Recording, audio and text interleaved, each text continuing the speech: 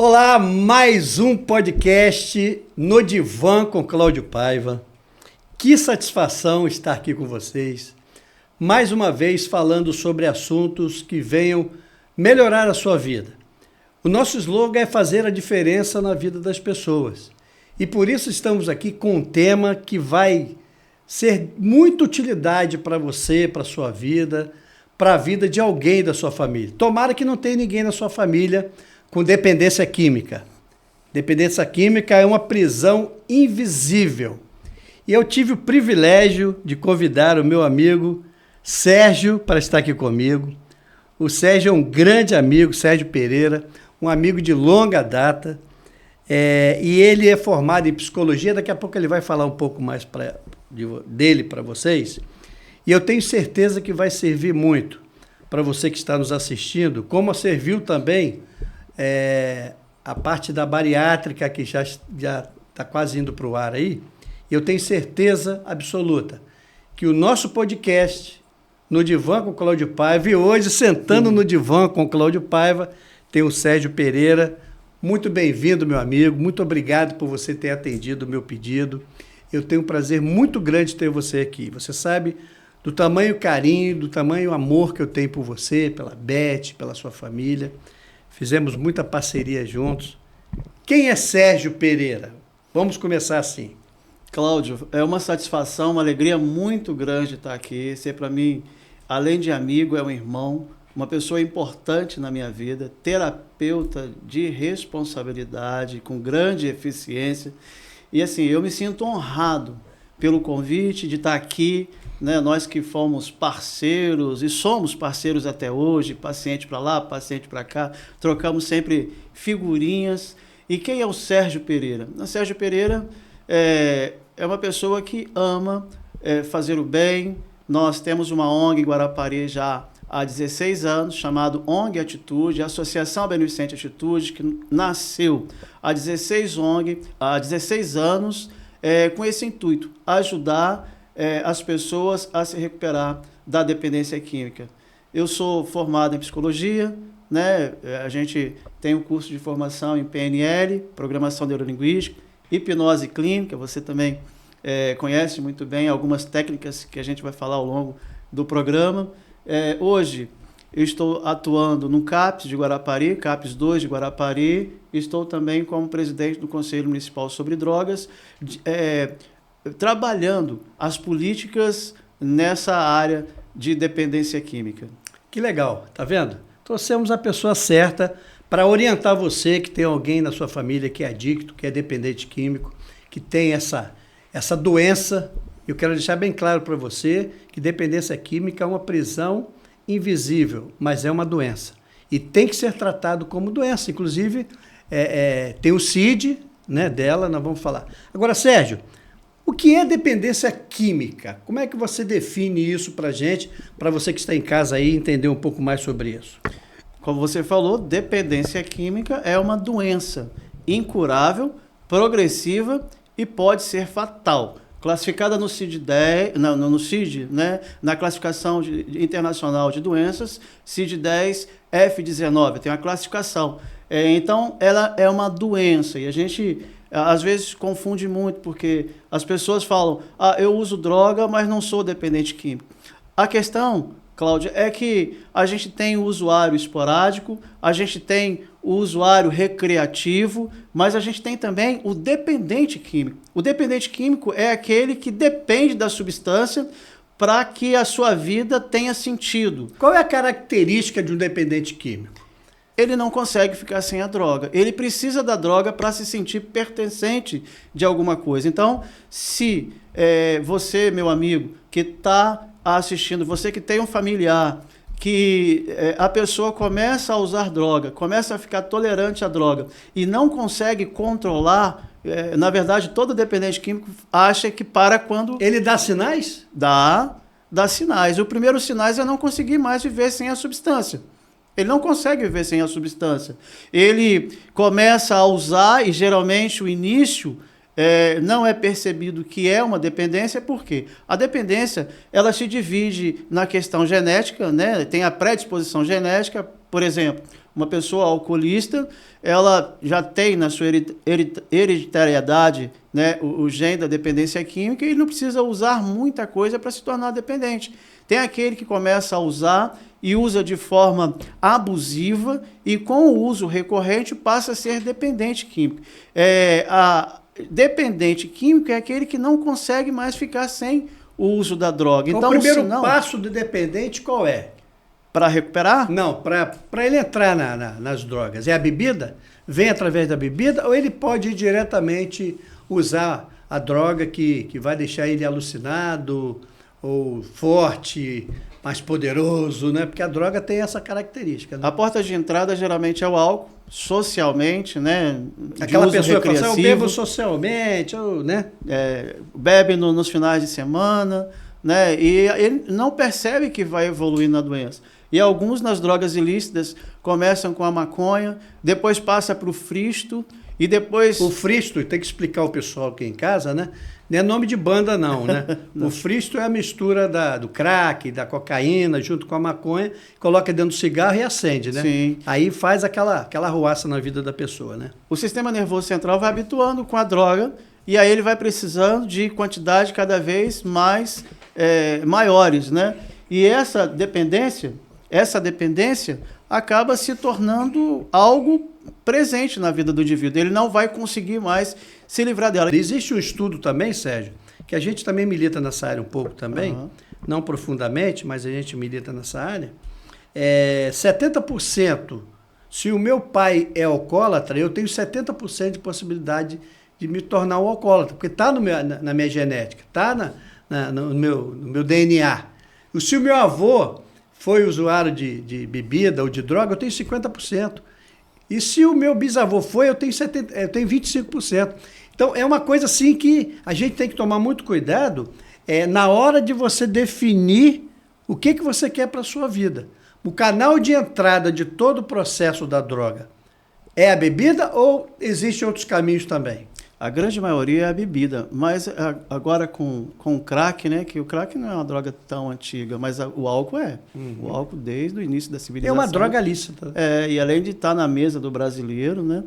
E alguns, eles começam com o uso de álcool. Mas interessante é que muitos usuários de crack, alguns deles não bebem. Você sabia disso? Alguns deles não bebem, mas começam, na verdade, uma busca do seu inconsciente em busca de prazer irracional. E com isso, acabam se tornando dependentes. Agora, uma pergunta muito interessante que você fez é em relação aos sinais. O dependente, ele não vê esses sinais. Ele vai se tornando dependente e ele não consegue olhar para ele mesmo e saber que ele está dependente. A família é o contrário. A maior desculpa que eu recebo lá no consultório, quando eu atendo um adicto, é a maior mentira do mundo. Acho que é a segunda, né?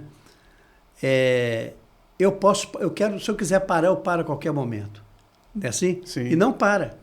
Se você não procurar atendimento, se você não procurar medicamentos, se você não procurar terapia, se você não procurar um bom psiquiatra, um bom psicólogo, um bom terapeuta, com certeza você vai ter essa dificuldade. Você presencia isso lá no seu dia a dia? Claro, e é bom a gente esclarecer, Cláudio, que na verdade o tratamento para a pessoa que quer parar de usar droga, às vezes precisa ser medicamentoso, porque a compulsão, a ansiedade, a angústia, as comorbidades que a gente fala que está atrás do dependente, que está por trás daquele uso, precisa ser tratado. Às vezes o cidadão ele usa droga porque ele tem uma depressão. Ele usa droga porque ele tem uma crise de ansiedade generalizada. E aí ele acha a solução usando uma droga ilícita. Só que essa droga, ela não tem controle. Essa droga ele começa a usar e depois ele vai perdendo o controle, ele vai ficar completamente dependente. Ao contrário de que, se esse dependente que não consegue parar de usar, procurar um psiquiatra para regular uma medicação numa dosagem certa, e um psicólogo, um terapeuta, para poder identificar os gatilhos que levam a essa ansiedade, a essa depressão, a ressignificar muitas vezes a história com o pai, a história familiar, o histórico social, que tudo isso envolve a dependência, ele vai ter mais sucesso. Mas a gente sabe que a religião, a espiritualidade é algo importante, a gente sabe que os grupos GNA, AA, grupo de autoajuda, eles são importantes, ajudam. Agora, só que a gente entende também, por se tratar de uma doença que evolui, às vezes o tratamento desse indivíduo vai precisar ser de uma clínica fechada, e uma internação involuntária. Nós vamos falar isso daqui a pouco. Então nós chegamos à seguinte conclusão: o vício é uma escolha ou uma doença? Uma doença. Uma doença. Mas que começa através de uma escolha. De uma escolha. Uma escolha mal feita. E isso sempre vem, você que está nos assistindo e tem alguém na família que é viciado, ou você que também tem algum vício, já observou que a primeira dose, a primeira tragada, o primeiro bagulho que te dão é de graça? Né? O primeiro é sempre de graça. Para quê? Para que você possa se viciar. Acontece o que no cérebro de um dependente químico? Ele tem um fator de recompensa, né? A droga, tem um psicanalista chamado Lacan, psicanalista francês, que o ser humano, ele sempre vive, é um ser humano faltante, ele sempre busca alguma coisa.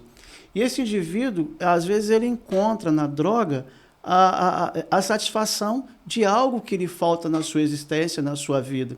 Então, a droga passa a ter esse fator de recompensa, proporcionando fator de recompensa no cérebro. Vai liberar serotonina, noradrenalina, vai dar essa satisfação de prazer. Só que é um prazer enganoso, porque depois que o efeito passa, ele vai querer de novo. Então, vai ficar um vício e cada vez precisando de substâncias cada vez mais fortes. Okay. E por isso se torna dependente. O que acontece com o trauma emocional que ele tem, que leva ele à dependência química? Por exemplo, o trauma leva você para a dependência? O sofrimento leva você para a dependência química? É multifatorial. A gente não pode dizer que seja um fator isolado, mas com certeza o trauma é um fator importante que tem que ser analisado em relação à dependência química. Por exemplo, uma pessoa que tem um abandono familiar, ele sente esse abandono familiar, né? Talvez ele nem tenha sido abandonado, ele tem uma família estruturada, está ali, mas ele significa como se ele é abandonado, ele tem esse sentimento de abandono. E na droga ele acha esse momento de pertencimento, junto com os amigos. Então, quando ele... O momento de pertencimento, isso é importante isso aí. Isso. A falta faz com que você busque cada vez mais o pertencimento. E a droga, às vezes, proporciona esse pertencimento, substitui esse pertencimento. A droga substitui o pai? Não. No dependente, sim, mas a gente sabe que a ausência, ele procura isso que jamais vai satisfazer, por isso que ele vai precisar cada vez mais usar para ter esse sentimento de pertencimento. Agora, uma coisa interessante, Cláudio, é que se a gente tira a droga do indivíduo e não ressignifica esse vazio, ele vai ter recaída. Vai ter recaída.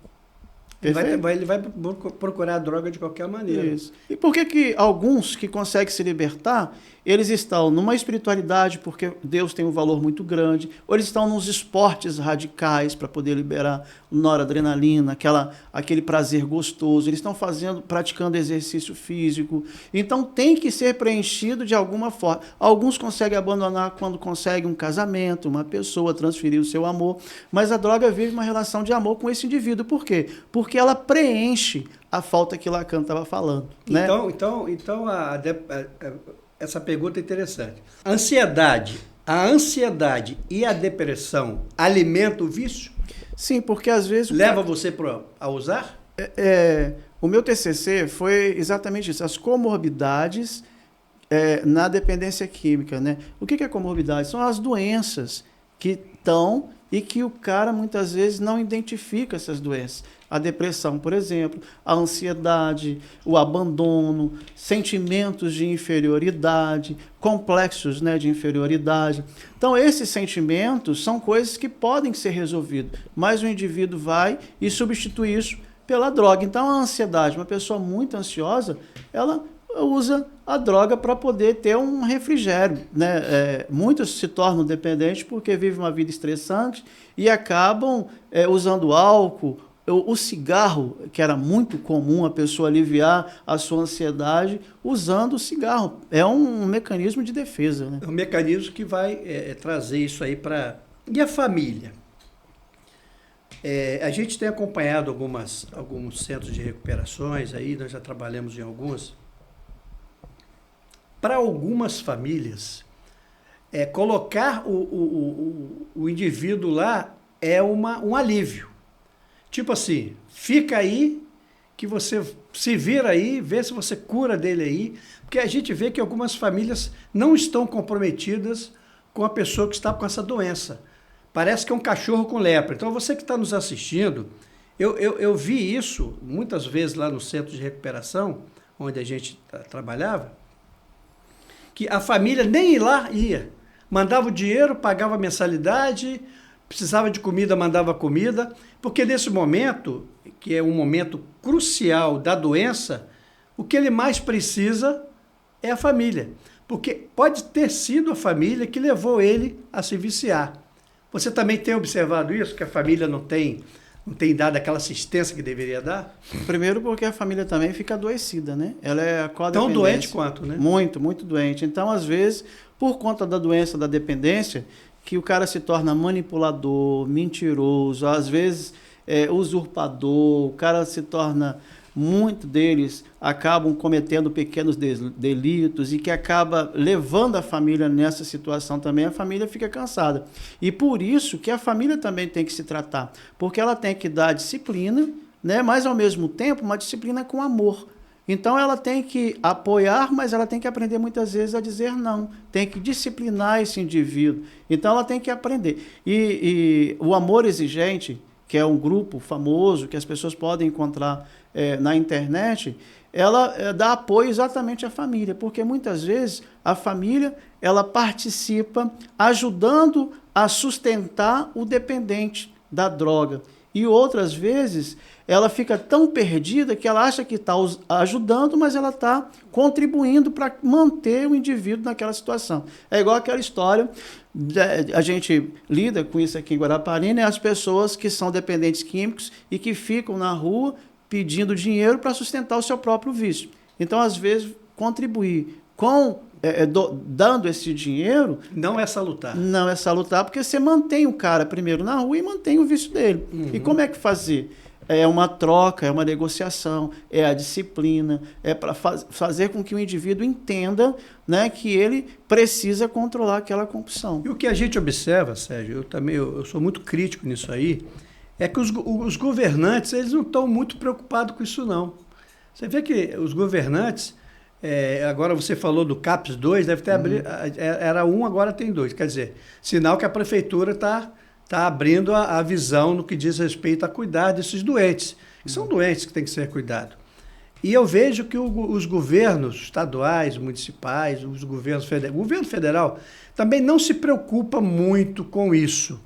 Qual é o seu sentimento em relação a isso? Poderia se fazer mais? Poderíamos ter centro de produção, de trabalho para esse pessoal, de estudo, de uma atividade correlata para que eles possam se sentir úteis. Perfeito. Hoje em Guarapari a gente tem o CAPS-AD. Tem um CAPS que trabalha transtornos mentais, que é o CAPS que são transtorno persistente, né? Que é lá esquizofrenia, bipolaridade, autoextermínio, pessoa com pensamento... Autoflagelo, né? Pessoas que têm sentimento de tirar a sua própria vida, outros que vão internados por tentativa de suicídio, e a gente acompanha lá, e o CAPS-AD, que trata só álcool e droga. CAPS-AD. CAPS-AD é álcool e droga. O que seria CAPS-AD? CAPS-AD é um serviço ambulatorial que tem toda uma equipe lá. Tem profissionais na área da psicologia, a psiquiatria, tem oficina, tem um terapeuta ocupacional, enfermeiro... Então existe um caminho para o tratamento. Sim. Pelo SUS ainda, grato? Pelo SUS. Agora nós vamos entrar agora para as soluções. Uhum. Os problemas nós já temos, né? Então, o CAPS é um órgão municipal que recebe verbas federais? Exatamente. Explica um pouquinho, o que é o CAPS? É o centro... Já que a gente está falando da dependência aqui, vamos falar de CAPS-AD, né? Que é específico para tratar álcool e droga. Por isso que é AD, álcool e droga. Isso, CAPS-AD, CAPS, álcool e droga. Porque a dependência química é um transtorno mental. Né? A pessoa fica transtornada, ela usa aquela substância a todo momento e às vezes pode colocar até a sua própria vida em risco. O CAPS-AD é um ambulatório de saúde mental que trata especificamente isso com uma equipe técnica. Municípios acima de 120 mil habitantes, 110 mil habitantes, pode pleitear isso junto ao governo federal, que o governo federal tem a contrapartida municipal, né, que é a tripartite, para a instalação de um CAPS-AD. Guarapari tem um CAPS-AD. Mas se o nosso ouvinte tiver em uma cidade que não tem, ele pode procurar a Secretaria Municipal de Saúde, que um CAPS também tem essa atende essa demanda, porque é um serviço do SUS, é um ambulatório que o SUS precisa e oferece gratuitamente às pessoas que querem se livrar das drogas. Então, assim, CAPS... Como é que funciona o CAPS? Eu tô com... Isso é interessante, você que está em casa, eu estou com um dependente aqui de álcool e droga. Qual é a atitude que eu tenho que tomar para poder ajudar essa pessoa? Você pode... o CAPS-AD ele é de porta aberta. Fica localizado aonde? Aqui em Guarapari fica ali em Olaria, na pracinha de Olaria, perto ali de Nonaca. Uhum. Aquela pracinha ali de Olaria só é uma casa que você vai logo identificar, CAPS-AD.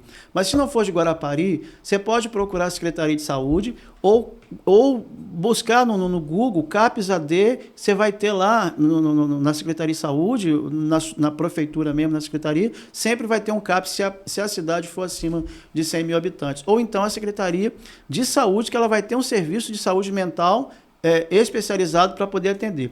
Se a cidade for pequena, ela tem um centro de referência mais próximo, né? Uma cidade mais próxima para atender 3 municípios. O importante é saber que o dependente químico que quer tratamento, ele pode encontrar esse serviço de porta aberta chamado CAPS-AD, que é de porta aberta, ele sempre vai ser acolhido na hora que ele for. Talvez não vai ser atendido de forma imediata por um psiquiatra, porque a agenda sempre é mais difícil, mas pode ir que vai ser acolhido por uma equipe técnica de assistente social, de enfermeiros, de psicólogos, para poder já começar o início. O CAPS-AD surgiu a partir da década de 1980, com a lei antimanicomial, né, para poder tratar... Terminou o manicômio judiciário. Então, o primeiro serviço a tentar é o ambulatório. A internação é o último caso, quando todos esses se esgotam, mas o primeiro ponto a se tentar é o serviço ambulatorial. O indivíduo vai lá, toma a medicação, igual eu falei, tem um psiquiatra para prescrever a medicação para tratar as comorbidades de ansiedade, de depressão, coisas que têm levado esse indivíduo a usar droga. Às vezes ele quer parar de usar droga, mas à noite é tão cruel que vai ter aqueles gatilhos que vai fazer ele... Não consegue dormir, né? Não consegue dormir, então ele vai ter a medicação para poder estabilizar e vai ser acompanhado lá pelo psicólogo para poder tratar o que você falou no início, que é a questão dos traumas, né? A questão dos gatilhos que vão acontecer, que fazem esse indivíduo recair. Aí você vai até lá, Sim. é feita uma triagem, uma anamnese, né? Exatamente. Leva documento, leva identidade, CPF. É importante levar comprovante de residência, cartão do SUS, né? Comprovante de residência, cartão do SUS e a identidade. Vai que vai ser atendido. Familiar incentiva também para poder ser atendido, para poder levar nesse serviço. É um serviço ambulatorial onde tem um profissional de saúde para poder acolher. Porque na grande maioria não querem, acham que não precisam. Eles falam que não são doidos. Eu não sou doido para ir lá, pô. Né? Eles falam exatamente isso. E a família? Como é que você vê a recuperação da família? Existe algum órgão que trata a família? Não. O CAPS-AD também trata a família, acolhe a família e dá a direção. Mas o AA, que é álcool e drogas, se procurar o AA, tem dentro do AA um grupo, um núcleo só para poder atender família, chamado Olha só que legal. Alanon. Dentro da AA tem um grupo para atendimento para a família. Isso, chamado Alanon. Alanon, isso é muito importante. Quais são os maiores desafios que você viu assim no tratamento? O acesso ao tratamento para internação. A gente tem... Vamos falar sobre isso, falando mas já entrando no assunto. Esse é o mais difícil. Agora, em relação, Cláudio, eu penso que a gente investe muito pouco na prevenção às drogas, entendeu? Porque a gente começa a pegar o indivíduo para tratar depois que a dependência já está estabelecida. Quando, na verdade, a gente tem tantos recursos que poderiam ser aproveitados. Por quê? Porque o adolescente, quando ele está se afirmando como pessoa, a gente vê as crises. Você é psicanalista e você sabe que a fase mais crítica é quando ele não é adulto, também não é criança, está se afirmando ali. Inclusive, a gente está fazendo com o Conselho uma pesquisa em Guarapari, junto com a Polícia Civil, para poder... Ela tem lá tudo mapeado, as zonas de risco e o início às drogas, acontece sempre, aqui no nosso município, entre 12 e 15 anos. É muito alto esse índice de pessoas que são apreendidas aqui. Começa na escola, começa com os amigos, nas festas. Exatamente. Aí depois essa idade vai subindo, o gráfico vai caindo. O que isso aponta? Aponta que a gente tem que fazer um investimento grande exatamente nessa idade. Na pré-adolescência, na adolescência. Aonde que o cara está sendo fascinado pelo traficante. Aonde o cara dá lá 100, 150 reais para ficar no pé do morro só falando se a polícia está subindo ou não, que a gente vê essa realidade. Ou então, sendo aliciado pelo tráfico para fazer favores, e ali vai... E é exatamente nessa faixa etária, onde o indivíduo começa a se afirmar como pessoa e, principalmente, a família, né, o histórico social dessa família já começa a ter muitos problemas. É um pai ausente, é um pai alcoólatra, um pai que bate na família e automaticamente já é um ato de rebeldia, né? O pré-adolescente e o adolescente, ele está enfrentando o mundo. Eu sempre falo lá no meu consultório que o adolescente, ele está grávido de um adulto que está nascendo dentro dele. E esse adulto, se ele for reprimido, se ele for machucado, se ele for magoado, ele vem com muita raiva, muita ira, e ele quer enfrentar o pai. E esse enfrentamento da família faz com que ele vá às drogas, faz com que ele fale, eu vou provar para meu pai que eu sou homem, senão eu vou falar para ele e mostrar para ele quem sou eu. Né? A gente sente isso lá na hora da conversa, né? Claro, sim, e isso é muito presente, né? E principalmente também é que você me perguntou anteriormente o que se pode fazer, né? Eu entendo que mais investimento, principalmente do poder público, nas questões de prevenção. A gente tem em Guarapari um grande exército do bem, escolinha de futebol, de jiu-jitsu, de coisas que atraem esse jovem para uma ocupação. No Rio de Janeiro teve uma ONG estrangeira que ela investiu lá na favela do Cruzeiro, depois que teve aquele episódio com o Tim Lopes, e eles colocaram lá, com investimento da Holanda, para fazer o contraturno da escola com as pessoas que estavam na rua sem atividade. E eles participavam um mês inteiro dessa programação ali educativa e depois no final ganhavam um bônus, que era uma viagem, ia para um lugar e para o outro. Então a gente tem que criar mais centros de referência da juventude para ter esses jovens, para que a gente diminua isso.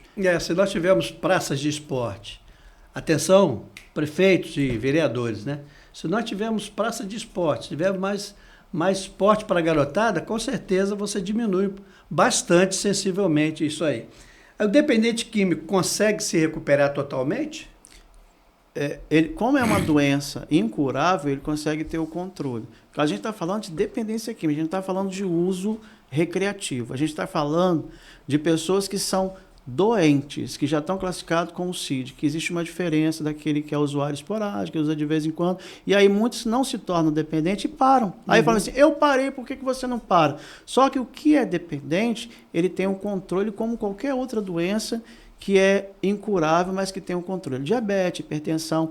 Então esse indivíduo, quando ele consegue controle, ele tem que sempre estar se mapeando ali, tem que sempre estar fazendo a reflexão para não deixar ter recaídas. Pode ser que ele tenha uma recaída, mas pode ser que ele volte novamente. Então, assim, são coisas que, para o dependente químico, às vezes sai fora de controle, mas ele precisa se conhecer, né? Eu sou hipertenso, então, de vez em quando, eu preciso mudar a minha medicação, porque senão a minha pressão faz isso. Então, a gente tem que entender que a gente está lidando com uma doença. E o dependente químico, ele é um doente. Às vezes ele fica estabilizado durante um tempo, mas ele pode, como qualquer outra doença, ter uma recaída. Só que quando ele sente que ele vai ter essa recaída, ele precisa ou mudar a medicação, ou fazer a reflexão dos seus hábitos, frequentar uma igreja sempre, conversar com alguém, porque às vezes o gatilho para essa recaída é emocional. Né? O cara não sabe, um conflito emocional ali, faz ele lembrar... Não tem ninguém para conversar, vou para a droga, né? Faz ele lembrar e acaba usando. Você falou agora, há pouco, sobre o Centro de Recuperação de Adictos, né? De pessoas que são dependentes químicas. Esses centros, na sua grande maioria, estão ligados à igreja, a uma religião. Como é que é isso? Existe uma diferença entre comunidade terapêutica e clínica de reabilitação. Então vamos lá. Comunidade terapêutica e clínica de recuperação. Então vamos esclarecer para que você possa ter conhecimento para tomar atitude naquilo que você tem que tomar e procurar a pessoa certa, o local certo para você se informar. Às vezes a pessoa fala assim, eu internei meu filho numa clínica de recuperação. Aí você vai ver onde que ele está internado numa comunidade terapêutica. E a comunidade terapêutica está ligada mais a um acolhimento, a um serviço que muitas vezes é sustentado por uma igreja, que o indivíduo vai lá, a principal fonte de atividade de reabilitação é a laboraterapia, onde ele vai ter algumas atividades, mas não é uma clínica de recuperação. Ali o indivíduo fica de forma voluntária. Não tem medicamento às vezes. Não tem medicamento e nem pode ter medicamento, porque como é um serviço de assistência social, é um serviço social, ela só pode, pela lei, acolher e fazer com que esse indivíduo fique ali livre da sociedade, né, distante da sociedade para se recuperar. Se precisar de serviço de saúde, ela leva então no posto de saúde, leva no médico.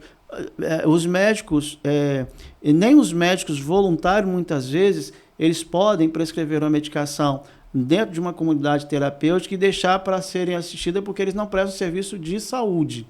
Eles prestam serviço assistencial, então é o acolhimento. Totalmente diferente. Totalmente diferente. Vai Apesar de a gente saber que tem espiritualidade. algumas que fazem isso, mas fazem de forma errada. Se a vigilância sanitária chegar e falar bem assim, qual é Quem é o responsável aqui? qual é o responsável técnico? Como é que é o seu funcionamento? Chega lá, serviço de assistência social, com acolhimento, é diferente de serviço de internação em clínica especializada. E aí, a diferença, a gente já falou da comunidade terapêutica. E qual é a clínica de dependência? A clínica de dependência, para funcionar, ela precisa ter uma equipe mínima multidisciplinar, que é enfermeiro, técnico de enfermeiro, psicólogo, psiquiatra e clínico geral. Então, ela pode prescrever a medicação, ela pode fazer a internação involuntária, ela pode, através da família, manter esse indivíduo internado e dar alta a ele só quando alguém da família vai lá e pede a sua internação, ou a sua liberação da alta. Então, ela avalia o paciente através de uma equipe multidisciplinar, através da família, e ela tem todo um protocolo de registrar em prontuário tudo aquilo que está se fazendo com cada paciente, com uma evolução terapêutica. É diferente lá do centro de reabilitação. Completamente. E hoje a gente tem uma clínica, ela custa em média R$300 o dia. Em Guarapari a gente tem a clínica Greenhouse, a gente tem a clínica Vitale, são muito boas clínicas, conheço todo o pessoal. Só que devido ser clínica e o próprio Ministério da Saúde fazer a exigência de que precisa ter toda essa equipe, além de ser muito bem monitorada, com segurança, para dar... Segurança para o adicto, né? Sim. Para a família também. Exatamente. Meu filho não está no depósito, está lá numa clínica onde tem responsabilidade. E tem toda a resolução. Então, por isso elas se tornam muito caras. Mas tem vaga pelo governo, né? E o governo, então, que regula essas vagas. Ou seja, vai para a central de regulação, lá no Estado, aí o Estado regula essas vagas para essas clínicas. E tem algumas clínicas particulares também, que geralmente elas estão aí em torno de R$3.000, R$4.000, que é puxado. Né? A espiritualidade ajuda na recuperação? Sim, e nas comunidades terapêuticas, o principal foco é a espiritualidade, são os cultos. A leitura bíblica, né? E sempre dizer que existe um poder superior que esse indivíduo pode lhe transferir aos seus desejos para esse poder superior. A espiritualidade, ela é importante. Quando a gente fala de espiritualidade, a gente não está falando de uma religião, né? A gente está falando de ensinar esse indivíduo a ele procurar forças que ele não tem em um poder superior. Né? Então, ele pode ali fazer o seu culto, a sua devocional, começar o dia com o seu devocional, porque isso educa e faz com que ele externalize as suas emoções em busca desse sentido da vida. Por que tem tanto preconceito contra a pessoa que é usuária de drogas? Por que existe esse preconceito da sociedade? Quando o camarada bebe, ele é um cachaceiro, é um pé de cana. Se ele fuma algum entorpecente, é um maconheiro, um vagabundo. É um drogado, é um craqueiro. Por que existe isso? É exatamente por conta da própria doença da dependência química, né? Porque o dependente químico, muitas vezes, ele não é visto como um doente, ele é visto como um marginal, ele é visto como uma pessoa que é um mau caráter. E, então, isso cria nesse indivíduo uma barreira. Ele não é traficante, ele só usa. e eles classificam como traficante, né? Como traficante. O que a sociedade, Sérgio, e a gente já está caminhando aí para o nosso encerramento, né? Está sendo muito importante a gente estar aqui falando sobre isso, porque às vezes você tem em casa e não sabe o que fazer. Agora você já sabe, no Divã com o Cláudio Paiva, aqui com o Sérgio no Divã, ele está passando todas essas informações importantíssimas para que você possa tomar as atitudes. O que a sociedade precisa entender sobre o que é um dependente químico? O que nós, que não temos essa pecha ou essa doença, o que nós temos que entender? Que ele é um doente. O uso dele se dá por uma compulsão. Ele tem uma compulsão e precisa ser tratado dessa compulsão. Mas que a compulsão não lhe dá também o direito dele cometer delitos. Então, se o usuário de drogas comete delitos, ele vai responder pelo delito que ele comete. Se o usuário de droga ele vai lesar alguém, roubar, ele precisa responder por esse delito. Se ele agride um pai, uma mãe, se ele agride uma mulher, se ele agride isso por conta da dependência, a gente não pode ter pena porque ele está cometendo um delito. Então, ele vai responder pelos seus delitos. Agora, entender que ele precisa de tratamento. E muitos deles se vitimizam com isso? Eles usam disso para poder justificar a sua agressão, né? Eles usam disso para justificar o seu delito. A lei até entende que esse cara, ele tem esse problema da dependência, mas coloca ele para poder fazer um tratamento, né? Então tem que entender que ele é um tratamento. E as pessoas têm que entender que essas pessoas, elas são dignas de tratamento. E muitas de punição também. Você falou na sua apresentação sobre a ONG Atitude. O que é a ONG Atitude? O que o nosso telespectador, a pessoa que está nos assistindo, o que a ONG pode dar para as pessoas que precisam de ajuda? A nossa ONG ela tem um escritório aqui na Rua Veneza e nós acolhemos essas pessoas, a família, que precisa dessa orientação. Às vezes ela quer chegar no serviço, mas não sabe como. Ela quer chegar numa internação, mas ela não sabe como. Ela quer ter uma orientação, mas não sabe como. Então a gente está ali acolhendo essas pessoas de forma gratuita. Além de fazer palestras preventivas. Nós fazemos nas escolas, nas igrejas. Em empresas. Quinta-feira agora eu vou estar lá em Viana, numa empresa que, para cumprir, né, você sabe muito bem de que ela tem que cumprir algumas exigências de palestras. Então, estou lá falando sobre as drogas, tenho ido na Samarco falar sobre as drogas. Onde que a gente vai convocar? A gente vai para falar sobre o uso indevido de drogas. A nossa ONG também faz muitas campanhas, né, e treinamentos para as instituições, para os profissionais. Então, a gente treina as equipes. Hoje, uma instituição profissional ela precisa treinar a sua equipe. Então, a gente vai lá dar um treinamento pessoal para falar sobre a questão da dependência química, exatamente ter um olhar na área da enfermidade. E o que eu faço? Como que eu faço para encontrar a ONG nas redes sociais? Existe um blog, existe um site, existe alguma coisa? Se colocar no Google ONG Atitude Guarapari, vai encontrar lá vários dos nossos vídeos, né, de algumas campanhas que a gente fez. No Google também, se colocar ONG Atitude, vai encontrar. E se colocar psicólogo PSI Sérgio Pereira, também vai me encontrar no Instagram e através de lá vai encontrar também os links da ONG, além do nosso WhatsApp. Além da ONG, eu queria que você passasse mais ou menos o endereço lá da CAP. Você já me falou mais ou menos, lá na pracinha de Olaria, né? Sim. E mais, quem poderia ajudar essa população aí que é imensa? Você lembra de alguma entidade que você pode procurar ajuda? Além da ONG? Grupos de narcóticos anônimos, AA, funcionaria no marketing. NA é narcóticos anônimos, AA é alcoólatra. Exatamente. É o mesmo grupo? Não, né? Não, são grupos diferentes que funcionam ali no Market Center, no centro Todos da dois? cidade. Todos dois no mesmo andar, no primeiro andar. Se você for lá no Market Center, ali no centro, no primeiro andar, você vai encontrar NA e no mesmo corredor você vai encontrar o AA.